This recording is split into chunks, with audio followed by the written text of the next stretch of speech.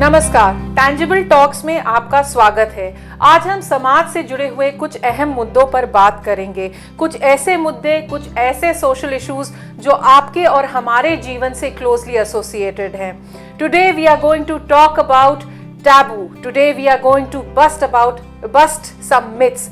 Today we will be talking about menstruation. जी हाँ, आज हम माहवारी के बारे में बात करेंगे। हमारे देश में जब विमेन एम्पावरमेंट की बात आती है, जब महिला सशक्तिकरण की बात आती है, तो तमाम तरह के जाने माने चेहरे हमारे आंखों के सामने घूमने लगते हैं। ऐसे चेहरे जिनको हम अपनी उंगलियों पर गिन सकते हैं, we can just count them on our fingers. But ऐसी लाखों महिलाएं हैं जो समाज के अंतिम पायदान पर अपना जीवन व्यतीत कर रही हैं और उनका पूरा समय 2 वक्त की रोटी जुटाने में निकल जाता है, घर परिवार की देखभाल करने में उनका पूरा समय निकल जाता है। ये वो महिलाएं हैं जो आर्थिक तौर पर सशक्त नहीं हैं, सामाजिक तौर पर जागरूक नहीं हैं और साथ ही साथ उनके पास शिक्षा की भी कमी है। और इस तरह की जो महिलाएं हैं वो अपने हेल्थ को लेकर वेल इन्फॉर्म्ड डिसीजंस नहीं ले सकती। उनको नहीं पता कि उनके अधिकार क्या हैं। National family health survey report की अगर हम बात करें 2015-2016 की, तो सिर्फ 36% ऐसी महिलाएं हैं जो पैड्स यूज करती हैं। Can you imagine 21st century has been termed as the century of women empowerment, पर आज भी 36% महिलाएं ऐसी हैं जो सिर्फ और सिर्फ पैड का इस्तेमाल करती हैं। बाकी महिलाएं गंदे कपड़े का, माहवारी के दौरान गंदे कपड़े का इस्तेमाल करती हैं। आपको ये जान के अचंभा होगा कि महिलाएं जो हैं, कुछ ऐसी महिलाएं जो अब्जॉर्बेंट के तौर पे, जैसे माहवारी के दौरान जो ब्लड निकलता है उसको सोक करने के लिए कपड़े के अंदर वो राख डालती हैं। कई बार तो वो घास का भी इस्तेमाल करती हैं और साथ ही साथ बड़े ही आश्चर्य की बात है कि सूखा गोबर जिसका बुरादा बना के वो कपड़े के अंदर डालती हैं और उसका वो इस्तेमाल करती हैं। जाहिर सी बात है कि इस तरह के जो अनहाइजीनिक प्रैक्टिसेस हैं, जो अनहाइजीनिक मेंस्ट्रुअल प्रैक्टिसेस हैं, वो तमाम तरह की बीमारियों को खुला निमंत्रण है, संक्रमण को खुला निमंत्रण है।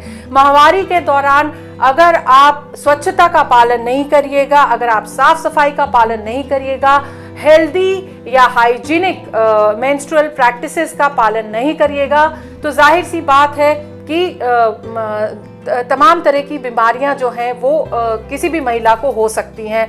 अब ये ईस्ट इन्फेक्शन के फॉर्म में हो सकता है, रिप्रोडक्टिव ट्रैक्ट इन्फेक्शन के फॉर्म में हो सकता है, यूरिनरी ट्रैक्ट इन्फेक्शन के फॉर्म में हो सकता है और सर्वाइकल कैंसर के फॉर्म में भी हो सकता है। इनफैक्ट इसका एक बहुत ही गहरा प्रभाव है, बहुत ही बड़ा गहरा प्रभाव है वुमेन्स हेल्थ के ऊपर। अगर आप सर्वे को देखें, मिनिस्ट्री ऑफ हेल्थ के सर्वे को देखें जो 2002, 2005, 2008 और 2012 में सर्वे जो है, ये सारे सर्वेस किए गए हैं, तो 60,000 जो सर्वाइकल कैंसर के जो केसेस आते हैं, जो उनमें डेथ्स होते हैं, तो ऑलमोस्ट 2/3 महिलाओं की जो डेथ है वो पुअर मेंस्ट्रुअल हाइजीन की वजह से होती है।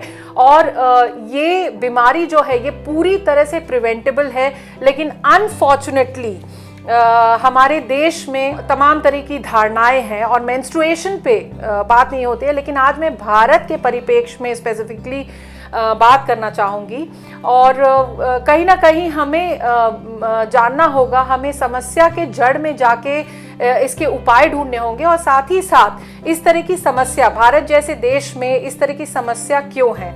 देखिए, भारत में माहवारी एक ऐसा टॉपिक है, एक ऐसा विषय है जिस पर बहुत कम बात होती है। इनफैक्ट इतने संवेदनशील और इतने ज्वलंत मुद्दे पर शायद ही बात होती होगी और मोस्ट ऑफ द टाइम मुझे तो ये लगता है कि ये इस तरह की बात जो है वो काली पन्नी के परतों के बीच दब के रह जाती है। It is a hush hush affair in our society. तो ये ज़रूरी है कि माहवारी पे, मेंस्ट्रुएशन पे हम ज़्यादा से ज़्यादा बात करें, ज़्यादा से ज़्यादा चर्चा परिचर्चा करें, ताकि महिलाओं में, और महिलाओं में ही क्यों, पुरुषों में भी हम जागरूकता जो है वो फैलाएं। समाज में कई प्रकार की भ्रांतियां फैली हुई हैं, कई प्रकार की शंकाएं फैली हुई हैं, कई प्रकार की मान्यताएं फैली हुई हैं, जिसकी वजह से माहवारी के दौरान महिलाओं को पूरी तरह से सेक्लूड कर दिया जाता है, उनको सामाजिक और सांस्कृतिक जीवन से अलग थलग कर दिया जाता है। जबकि ये एक ऐसा समय होता है जब महिलाओं का बहुत ख्याल रखना चाहिए, जब महिलाओं का और लड़कियों का उनके हेल्थ का ख्याल रखना चाहिए। देखिए, इस तरह के जो प्रैक्टिसेस हैं वो कहीं ना कहीं महिला के हेल्थ को बुरी तरह से तो प्रभावित करते ही करते हैं, लेकिन उनके सेल्फ एस्टीम को, उनके कॉन्फिडेंस को भी बहुत ज़्यादा नेगेटिवली जो है वो अफेक्ट करते हैं। चलिए, तो हम कुछ इस तरह की मान्यताओं के बारे में आज बात करते हैं, कुछ भ्रांतियों के बारे में बात करते हैं जिनका कोई साइंटिफिक आधार नहीं है। कहते हैं कि माहवारी के दौरान अगर एक महिला को पीरियड्स आ रहे हैं, माहवारी हो रही है या फिर वो मेंस्ट्रुएट कर रही है, तो उस वक्त उसको किचन से दूर रखा जाता है। देखिए, शहरों में तो इस तरह के जो टैबूज हैं, जो मिथ्स हैं, वो उतने ज़्यादा प्रेवलेंट नहीं है जितने गांव में है। हाँ, मैं कह सकती हूँ कि शहरों में इस तरह के टैबूज प्रेवलेंट हैं, लेकिन जब हम गांव की बात करते हैं तो वहाँ पर ये जो पोल्यूशन और प्योरिटी का जो कॉन्सेप्ट है, कहते हैं कि मेंस्ट्रुएशन के दौरान, माहवारी के दौरान, पीरियड्स के दौरान एक महिला जो है वो इम्प्योर होती है, वो अशुद्ध होती है, उसे सारे शुभ कार्यों से दूर रखा जाता है। यहाँ तक कि उसे किचन में भी नहीं जाने दिया जाता है, वो किसी को पानी नहीं दे सकती, वो खाना नहीं सर्व कर सकती, खुद के लिए भी वो खाना नहीं निकाल सकती, उसे खाना सर्व किया जाता है। कुछ ऐसी हास्यास्पद मान्यताएं हैं, जैसे कि अगर किसी लड़की को या किसी महिला को मेंस्ट्रुएशन हो रहा है या फिर उसे पीरियड्स हो रहे हैं या माहवारी हो रही है, वो अगर अचार के डब्बे को छू देगी तो अचार जो है वो ख़राब हो जाएगा, दूध को छू देगी तो दूध वो फट जाएगा, बच्चों को छू देगी तो बच्चों की तबीयत खराब हो जाएगी, पशु पक्षी को छू देगी तो पशु पक्षी की मृत्यु हो जाएगी। और कई जगह तो गांव में ये भी कहा जाता है कि जब महिला को माहवारी हो रही होती है, जब वो उसे पीरियड्स हो रहे होते हैं, तो उसकी परछाई से भी बचना चाहिए, इस तरह की महिला की परछाई से भी बचना चाहिए। तो मैं आपको बता दूं कि इस तरह की जो मान्यताएं हैं इसका कोई साइंटिफिक बेस नहीं है। इनफैक्ट 1950 से ही इस पर साइंटिफिक रिसर्च हो रहे हैं और ये सारे जो मिथ्स हैं, ये जो टैबूज हैं, इनको साइंटिफिकली डिबंक किया जा चुका है और ये पूरी तरह से गलत है, इसका कोई वैज्ञानिक आधार नहीं है।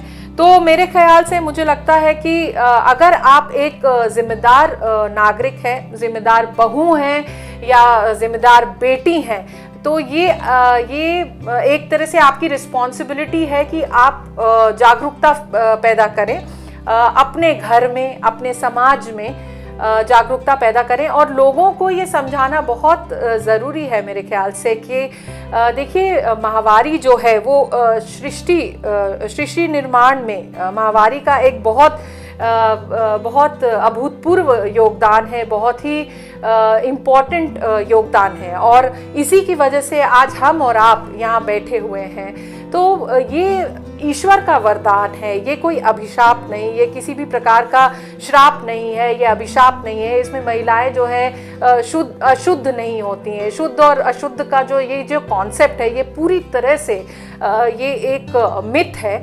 जिसको पूरी तरह से डिबंक करना, जिसको तोड़ा जाना बहुत ज़्यादा ज़रूरी है, क्योंकि ये महिलाओं के हेल्थ से जुड़ा हुआ मुद्दा है, ये बहुत ही संवेदनशील मुद्दा है और महिलाओं की गरिमा से जुड़ा हुआ ये मुद्दा है। महिलाओं के कॉन्फिडेंस को अगर इंश्योर करना है, महिलाओं के सेल्फ एस्टीम को इंश्योर करना है और उनके अच्छे हेल्थ को इंश्योर करना है, तो इस तरह के मिथ्स को पूरी तरह से तोड़ना होगा। और इस तरह, जैसा मैंने कहा कि इस तरह की मान्यताओं का कोई भी वैज्ञानिक आधार नहीं है। अगर आप गांव से सरोकार रखते हैं, गांव में आते जाते हैं, तो वहाँ के कुछ जो प्रैक्टिसेस हैं, जो मेंस्ट्रुएशन के दौरान वहाँ की महिलाएं उसको फॉलो करती हैं, उसके बारे में मैं कुछ बताना चाहूँगी। जैसे शादी विवाह का समारोह होता है गांव में, और गांव में तो आज भी देखिए त्योहार जो है, जो फेस्टिवल्स हैं, वो बहुत ही परंपरागत तरीके से मनाए जाते हैं। इनफैक्ट वहाँ पे पोल्यूशन और प्योरिटी का कॉन्सेप्ट जो है आज भी गांव में बहुत ज़्यादा स्ट्रॉन्ग है। और कहते हैं कि कोई भी शुभ कार्य में अगर किसी भी महिला को कोई महिला गांव गई हुई है या गांव की ही महिला, अगर उसे माहवारी हो रही है, वो पीरियड्स उसे आ रहे हैं, तो उस महिलाओं को पूरी तरह से सेक्लूजन में रखा जाता है, और अगर उसे दूसरी महिलाएं नहीं रखती तो वो अपने आप वो सेक्लूजन में चली जाती हैं। महिलाओं की मेंटल कंडीशनिंग जो है वो इस प्रकार की हो गई है over a period of time. और एक मैं आपसे इंटरेस्टिंग फैक्ट जो है महिलाओं के हेल्थ से रिलेटेड, स्पेशली जो गांव की महिलाएं हैं, वो मैं आपके साथ शेयर करना चाहूँगी। इनफैक्ट ये मेरा खुद का पर्सनल एक्सपीरियंस है। जब मैं गांव गई थी वहाँ पर मैंने कुछ महिलाओं से बात की थी, और कुछ महिलाएं जो जिनका जो एज था वो 50-60 और 60 to 65 के एज में वो थी। तो उन्होंने मुझे बताया जैसे उनके मन में तमाम तरह की शंकाएं जो हैं पीरियड्स को लेके भरी हुई हैं, तमाम तरह की भ्रांतियां जो है वो भरी हुई हैं।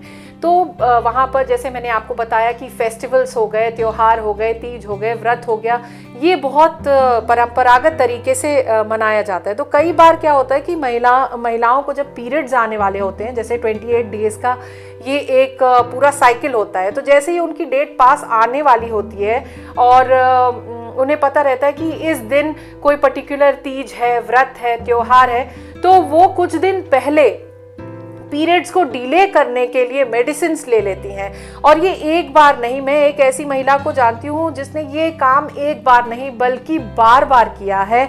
और आज जब वो 70-75 साल की उम्र में वो महिला जब पहुंच गई है तो उसे बहुत सारे health issues, urinary tract infection और रिप्रोडक्टिव ट्रैक्ट इन्फेक्शन और अदर जो प्रॉब्लम्स हैं, यूटेरस से एसोसिएटेड जो और प्रॉब्लम्स हैं वो उसे हो गए हैं। लेकिन फिर भी कहीं ना कहीं उनके मन में शुद्धता और अशुद्धता को लेके इस तरह के कॉन्सेप्ट्स बने हुए हैं जिसको तोड़ना बहुत ज़्यादा ज़रूरी है। जैसा कि मैंने कहा कि अगर आप एक जिम्मेदार बहू हैं, जिम्मेदार बेटी हैं, तो पूरी तरह से कोशिश कीजिए कि इस तरह के कॉन्सेप्ट्स को चैलेंज किया जाए। और अगर आप अपनी फैमिली में जा रही हैं, ससुराल में जा रही हैं, मायके जा रही हैं, तो प्यार से ही सही लेकिन बदलाव लाने का पूरी तरह से प्रयास कीजिए। अब मैं कुछ बात करने जा रही हूँ। ये तो देखिए समाज की बात हो गई। हाँ, जब हम समाज की बात करते हैं तो एक और इम्पॉर्टेंट बात मुझे याद आई। जैसे हमारे यहाँ घर में ऐसी बहुत सारी महिलाएं हैं जो काम करने आती हैं, जो हमारे यहाँ खाना बनाती हैं, जो हमारे यहाँ सफाई का काम करती हैं, कपड़े धोने का काम करती है। तो इस तरह की महिलाओं के लिए हम एक स्पेशल मेंस्ट्रुअल फंड बना के रखें और हर महीने मेंस्ट्रुएशन से रिलेटेड जो प्रोडक्ट्स हैं, सैनिटरी नैपकिन्स हैं और जो अदर वुमेन हाइजीन के जो प्रोडक्ट्स हैं वो हम उन्हें मुहैया कराएं। और सबसे बड़ी बात तो ये है कि हम उनकी सैलरी में से ये ना काटें। ये हम एक तरह से ये हम अपनी जिम्मेदारी समझें, और अगर हम अपने लेवल पे भी इस जिम्मेदारी को निभाएंगे तो काफ़ी सारे बदलाव जो हैं वो आ जाएंगे। तो सबसे पहली बात तो ये है कि हम जो एक बदलाव की शुरुआत जो है वो हम अपने घर से ही करें। अब मैं एक बहुत ही अहम मुद्दे पे बात करने वाली हूँ। जो एडोलेसेंट गर्ल्स हैं, अगर आप देखिए जो रिपोर्ट्स हैं, जैसे ICDS की रिपोर्ट है 2018-2019 की, सेंसस 2011 की रिपोर्ट अगर आप देखिए, annual status of education report 2018 की आप देखिए, तो उसमें आपको पता चलेगा कि 11 से 18 साल के बीच की जो लड़कियां हैं उनमें स्कूल ड्रॉप आउट रेट्स जो हैं वो काफ़ी हाई हैं। और जाहिर सी बात है कि अपर प्राइमरी लेवल पर पहुंचते पहुंचते स्कूल्स में जो लड़कियां होती हैं वो एडोलेसेंस में चली जाती हैं और अमूमन उनके पीरियड्स जो हैं वो स्टार्ट हो जाते हैं। तो जैसे अगर हम उत्तर प्रदेश की बात करें तो बहराइच के अगर हम आंकड़े देखें तो वहाँ पे स्कूल ड्रॉप आउट रेट्स जो है वो काफ़ी ज़्यादा है, और साथ ही साथ वहाँ पर जो लिटरेसी रेट है वो काफ़ी कम है। तो जाहिर सी बात है कहीं ना कहीं स्वास्थ्य, शिक्षा और जागरूकता आपस में जुड़े हुए हैं, और ये कहीं ना कहीं मुझे लगता है कि हमारे समाज में जो पेट्रियार्की है, जो पितृसत्तात्मकता है, वो कहीं ना कहीं एक ऑपरेशन का काम करती है महिलाओं पर, और जो यंग लड़कियां हैं उन पर वो ऑपरेशन का काम करती हैं। और ये ऑपरेशन जैसे तमाम तरह के रिस्ट्रिक्शन इम्पोज करना, अगर आप गांव के परिप्रेक्ष्य में देखें तो कई सारी लड़कियां क्लास 6 में जाते जाते 8 में जाते जाते स्कूल्स जो है स्कूल से ड्रॉप आउट हो जाती हैं, स्कूल जो है वो स्कूल जाना छोड़ देती हैं, या फिर एक रिपोर्ट ऐसी भी आई है कि महीने में वो 7 से 8 दिन स्कूल नहीं जाती हैं। ये इसलिए होता है क्योंकि सबसे पहली बात जो लड़कियां हैं जो किशोरावस्था में पहुंच गई हैं, एडोलेसेंस में पहुंच गई हैं, उनके पीरियड स्टार्ट हो जाते हैं, उनकी माहवारी स्टार्ट हो जाती है। और स्कूल्स में कई सारे स्कूल्स ऐसे हैं जिनके पास प्रॉपर फैसिलिटीज़ नहीं है, और कई सारी लड़कियों में जागरूकता भी नहीं है, तो उनके मन में तमाम तरह के डर और शर्म की भावना जो है वो भर जाती है। तो ज़रूरी ये है कि इस तरह की जो लड़कियां हैं जिन पर तमाम तरह के जो परिवार हैं रिस्ट्रिक्शन इम्पोज करते हैं, तो इस तरह के परिवार से हम बात करें और लड़कियों को जागरूक करें, परिवार को भी जागरूक करें, लड़कियों को भी जागरूक करें, क्योंकि अगर लड़कियां शिक्षित होंगी तभी वो अपने हेल्थ को लेके एक वेल इन्फॉर्म्ड डिसीजन जो है ले सकेंगी। देखिए, जागरूकता तो एक ये इशू है ही, एक बहुत महत्वपूर्ण इशू है, लेकिन आज भी जो सैनिटरी नैपकिन्स हैं, सैनिटरी पैड्स हैं, वो फ्रीली अवेलेबल नहीं हैं। जैसे अब एक नया टर्म आ गया है पीरियड पॉवर्टी। 5 में से 1 महिला जो है वो मेंस्ट्रुअल हाइजीन के जो प्रोडक्ट्स हैं उसको वो अवेल नहीं कर पाती है, उसको वो एक्सेस नहीं कर पाती है। तो कहीं ना कहीं हमें पीरियड पॉवर्टी को लेकर भी जागरूकता जो है वो फैलानी होगी, ताकि मैक्सिमम लड़कियां, मैक्सिमम महिलाएं जो हैं वो इस तरह के जो प्रोडक्ट्स हैं माहवारी के समय इस्तेमाल कर सके, ताकि उनका जो हेल्थ है, जो एक हेल्थ है वो एक प्रॉपर हेल्थ और उनकी प्रॉपर डिग्निटी जो है वो सुनिश्चित हो सके। वैसे गांव में जैसे आंगनबाड़ी है वो पैड्स वगैरह उनको पैड्स बांटने की जिम्मेदारी है जो आशा है उनके थ्रू, और काफ़ी सारे पॉलिसीज़ और प्रोग्राम्स बने हुए हैं। जैसे मैं गवर्नमेंट स्कीम्स के बारे में बात करूंगी, बहुत ब्रीफली बात करूंगी। जैसे तमाम तरह के गवर्नमेंट स्कीम्स आए। 2010 में मिनिस्ट्री ऑफ हेल्थ और फैमिली वेलफेयर ने फ्री डे पैड स्कीम जो है लॉन्च किया। 2011 में सबला स्कीम जो है वो लॉन्च किया गया। इनफैक्ट 2014 में राष्ट्रीय किशोर स्वास्थ्य कार्यक्रम मेंस्ट्रुअल हाइजीन के लिए ये लॉन्च किया गया। और जो हमारा ऑन गोइंग स्वच्छ भारत अभियान है, स्पेशली जो ग्रामीण पृष्ठभूमि के लोगों के लिए है, तो उसको भी लॉन्च किया गया। उसमें भी मेंस्ट्रुअल हाइजीन, मेंस्ट्रुअल हेल्थ की बात हुई।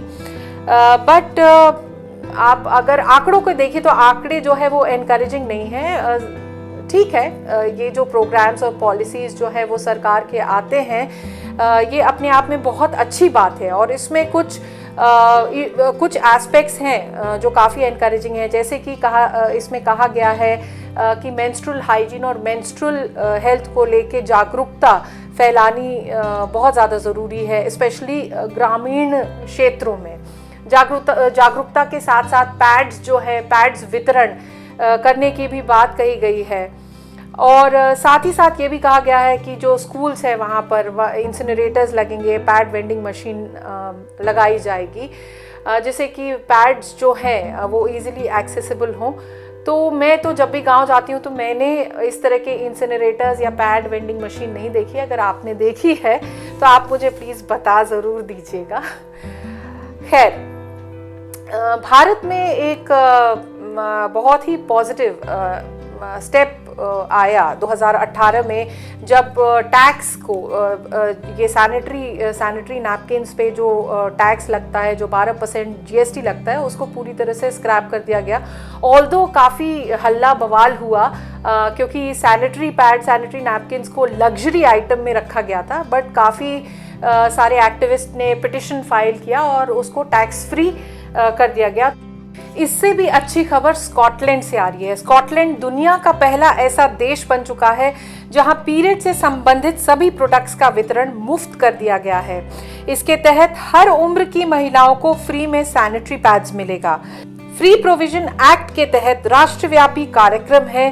स्थानीय अधिकारियों पर कानूनी ड्यूटी लगाई जाएगी ताकि वो जरूरतमंद महिलाओं के लिए टैम्पून्स, पैड्स जैसी सामग्री फ्री में उपलब्ध करा सकें। सबसे अच्छी बात यह है कि इस विधेयक को स्कॉटिश संसद की जो सदस्य हैं मोनिका लेनिन ने इंट्रोड्यूस किया है, जो 2016 के बाद से पीरियड पॉवर्टी को समाप्त करने के लिए अभियान चला रही हैं। और कहा जा रहा है कि स्कॉटिश सरकार 2022 तक वहाँ की सारी स्कॉटलैंड की सारी फार्मेसियों में, वहाँ के क्लब्स में, यूथ क्लब्स में और लगभग सभी सार्वजनिक स्थानों पर सैनिटरी पैड और टैम्पून को फ्री कर देगी। और साथ ही साथ विश्वविद्यालयों में, स्कूल्स में टैम्पून्स का, पैड्स का, मेंस्ट्रुअल कप्स का पूरी तरह से एक इजी एक्सेस रहेगा।